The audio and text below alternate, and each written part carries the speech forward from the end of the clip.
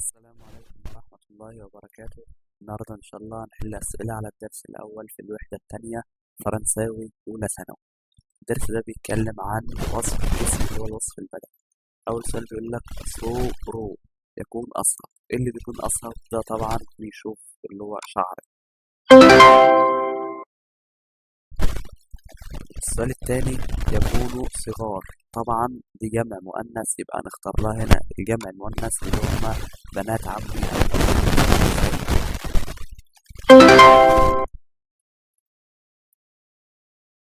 بعد كده بيقول لك كارين. ايه طبعا كارين دي مؤنث، يبقى نختار لها جرو اللي هي تكون طويلة بتاعة المؤنث.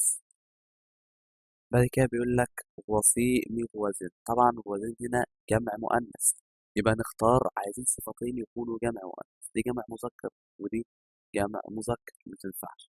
دي جمع مؤنث ودي مفرد، لا جمع مؤنث وجمع مؤنث، يبقى هي دي الإجابة. بعد كده بيقول لك لوبير. ايه الامير الاب والام بتوع ماتيو يكونوا ايه؟ طبعا دي كانت تبقى جمع مذكر، يبقى نختار لها شتات اثنان. بعد كده بيقول لك صوفي وجولي يكونوا ايه؟ عايزين طبعا صفة للجمع المؤنث، يبقى نختار لها دي اول صفة. السؤال السابع بيقول لك سيسو ميكوزين هما يكونوا ولاد عمي. خلينا بص هنا اهو جمع مذكر، عايزين طبعا صفتين للجمع المذكر. طبعا الأولى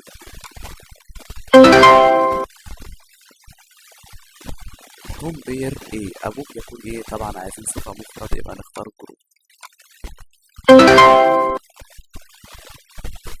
السؤال التاسع بيقول لك قامير أمك ايه تكون ايه؟ طبعا منس اللي هي رشيق أو نحيف، ودي تمشي جمع، تمشي مفرد ومؤنث، مفرد مذكر ومفرد مؤنث.